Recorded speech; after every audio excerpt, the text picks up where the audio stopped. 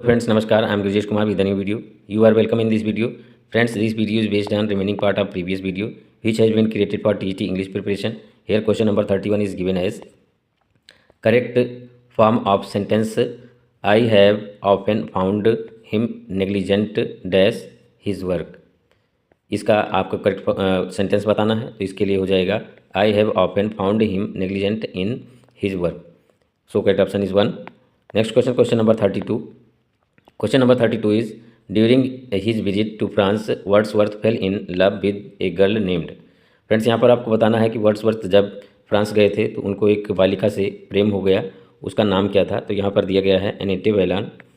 So correct option is 3. Question number 33 दिया गया है the fall of dash in 1453 marks the beginning of renaissance in Europe. Choose the correct alternative to fill in the blanks in the above sentence. ऊपर दिए गए sentence में आपको option से सही शब्द भरना है. तो यहाँ पर जो है क्वेश्चन नंबर 33 के लिए सही वर्ड दिया गया है Constantinople. So correct option is 4. Question number 34 दिया गया है who wrote the following about Shakespeare others about our question the word free.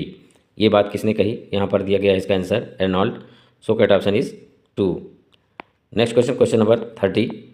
Question number 35 is as followed. Question number 35 में है the figure of speech in which the sound suggest the sense of or meaning is known as. Friends, यहाँ पर figure of speech बतानी है जिसमें sound का description होता है. तो यहाँ पर दिया गया इसका answer onomatopoeia. So correct option is 2. Question number 36 दिया गया है punctuate the following sentence. Punctuation पर बेस्ड है. इसका सही पंक्चुएशन बताना है आपको दिए गए सेंटेंस का.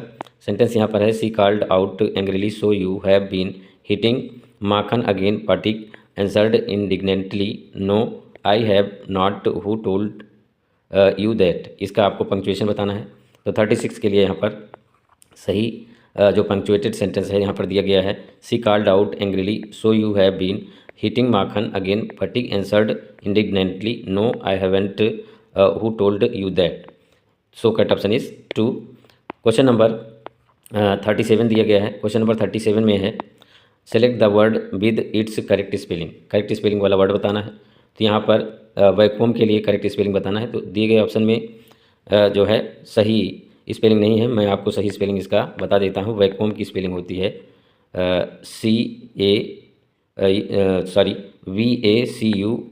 VACU होता है और यम होता है. ये वैक्यूम की स्पेलिंग होती है. यहाँ ऑप्शन में नहीं दिया गया है तो ये थोड़ा डिस्प्यूटेड है. सही स्पेलिंग वैक्यूम की यही होती है. नेक्स्ट क्वेश्चन, क्वेश्चन नंबर 38 दिया गया है who calls Milton God gifted organ of voice of England. ये बात किसने मिल्टन के लिए कही है? तो टेनिसन ने ये बात कही है. So correct option is 4. Question number 39 दिया गया है name the critic who remarks justice जो कि 1910 में लिखी गई थी is a commentary upon prison administration of that period. ये किसके द्वारा कही गई बात है? तो यहाँ पर 39 के लिए इसका आंसर हो जाएगा, मैं आपको बता रहा हूँ 39 के लिए यहाँ पर इसका सही ऑप्शन हो जाएगा 2. यहाँ पर दिया गया है AC वर्ड. तो यहाँ पर ऑप्शन 2 सही हो जाएगा. क्वेश्चन नंबर 40 दिया गया है. क्वेश्चन नंबर 40 में है question number 40 is what does the idiom the pros and cons means. यहाँ प्रोस और कॉन्स की मीनिंग आपको बतानी है. तो इसका आंसर दिया गया है the argument urged for and against a thing. पक्ष और विपक्ष जिसको कहते हैं, पक्ष व विपक्ष, इसके लिए हिंदी होती है. तो प्रोस एंड कॉन के लिए हो जाएगा. क्वेश्चन नंबर नेक्स्ट पर बढ़ने से पहले यहाँ पर ऑप्शन बता देते हैं. ऑप्शन नंबर 2 है. क्वेश्चन नंबर 41 दिया गया है select from the following the correct meaning of the word nostalgia. Nostalgia की यहाँ पर मीनिंग बतानी है. तो यहाँ पर इसकी मीनिंग हो जाएगी longing for things that are past. जो अतीत में घटनाएं हुई हैं उनसे लगाव होता है तो उसको नॉस्टैल्जिया शब्द का प्रयोग किया जाता है. उसके लिए वन वर्ड सब्स्टिट्यूशन पर बेस्ड है. So correct option is 2. Next question, question number 42 दिया गया है choose the correct animal cry to complete the sentence. Dogs bark lions roar but frogs. तो इसके लिए क्रोक हो जाएगा. क्रोक का मतलब होता है टर टर करना. So correct option is 3. Question number 43 दिया गया है a figure of speech in which a qualifying adjective is sometimes transferred from a person to a thing or from one word to another to which it does not strictly belong is called. यहाँ पर figure of speech बतानी है आपको जिसमें एक adjective को transfer किया जाता है दूसरे एडजेक्टिव के लिए। तो यहाँ पर इसका आंसर दिया गया transferred epithet. So correct option is 2। Epithet का मतलब भी होता है एडजेक्टिव। क्वेश्चन नंबर 44 दिया गया है, find out the miss spelt word. Miss spelt word यहाँ पर आपको बताना है। तो मिस स्पेल्ट वर्ड यहाँ दिया गया एक्सप्लेनेशन, यहाँ पर आई नहीं होगा, तभी एक्सप्लेनेशन की स्पेलिंग सही होगी। सो correct option is 2। Question number 45 दिया गया है, choose the correct spelling of the word. यहाँ पर सही स्पेलिंग वाला वर्ड बताना है। तो इसके लिए रेस्टोरेंट की सही स्पेलिंग वाला वर्ड बताना है। तो रेस्टोरेंट की सही स्पेलिंग वाला वर्ड यहाँ पर दिया गया है। यहाँ पर रेस्टोरेंट ऑप्शन नंबर 1 में दिया गया है। रेस्टोरेंट की सही स्पेलिंग ये है, जिसका मतलब रेस्तरां या फिर भोजनालय होता है। Next question, question number 46। Question number 46 is as follows. Question number 46 में दिया गया है, which of the following words means a place where the birds are kept. ये भी वन वर्ड सब्सटीट्यूशन पर है। इसके लिए वर्ड हो जाएगा अवेरी, जहाँ पक्षियों को रखा जाता है। So correct option is 4।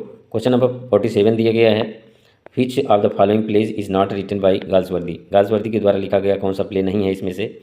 तो यहाँ पर ए डॉल्स हाउस, ये गाल्सवर्दी के द्वारा नहीं लिखा गया है। So correct option is 4। Question number 48 दिया गया है, every great poet is a teacher are the words. ये किसके द्वारा कहे गए शब्द हैं?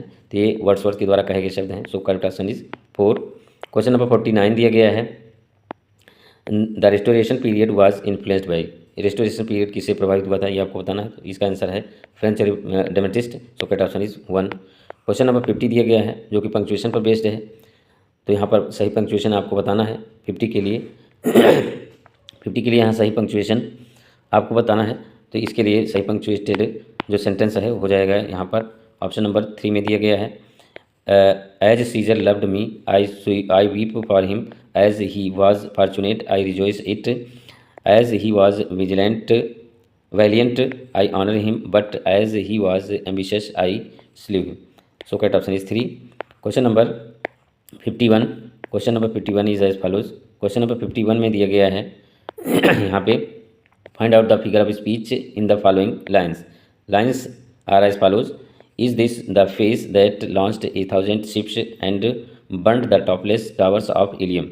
यहाँ पर आपको बताना है। तो यहाँ पर जो है इस 51 के लिए यहाँ पर आंसर हो जाएगा, यहाँ पर दिया गया है हाइपरबोल दिया गया है। So correct option is 2। वैसे मेरे हिसाब से जो है डिस्प्यूटेड है, आप कमेंट के माध्यम से बताएं कि सही क्या है। क्वेश्चन नंबर 52 दिया गया है, the first Indian author to win the prestigious Pulitzer prize in the USA was. यहाँ पर इसका आंसर हो जाएगा Jhumpa Lahiri. So correct option is 2। Question number 53 दिया गया है, what is the antonym of consent. Consent की यहाँ पर एंटोनिम बतानी है। तो इसका आंसर हो जाएगा यहाँ dissent. So correct option is 2।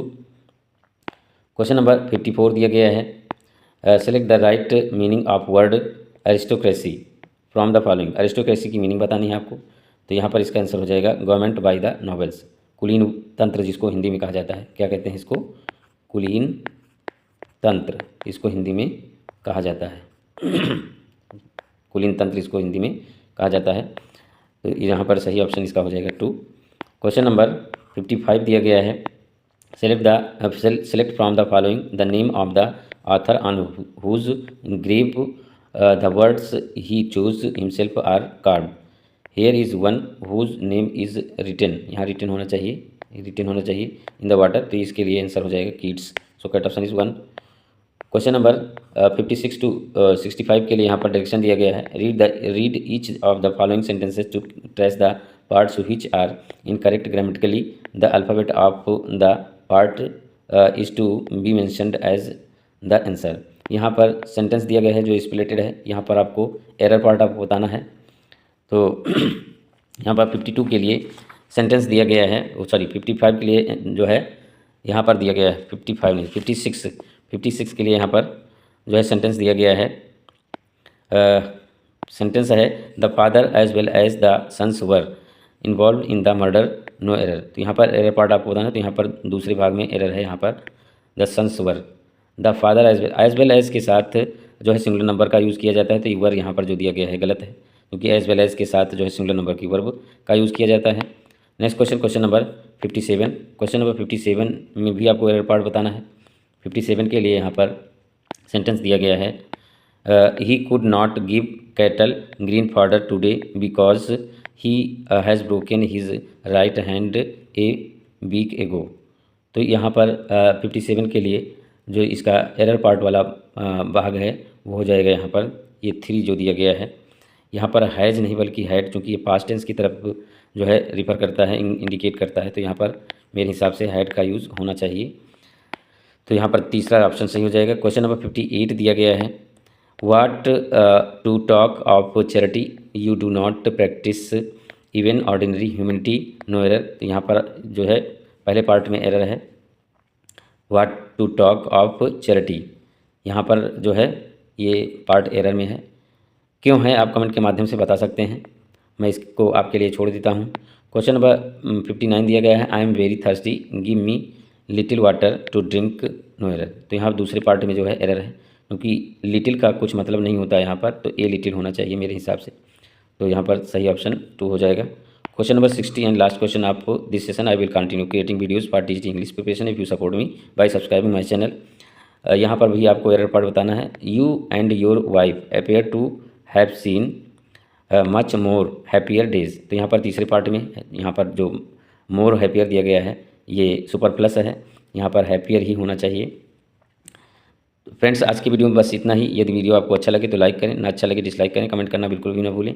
और इस चैनल से आपको कुछ लाभ मिलता है तो please support me and subscribe my channel to get notification as soon as you wish. Thank you very much.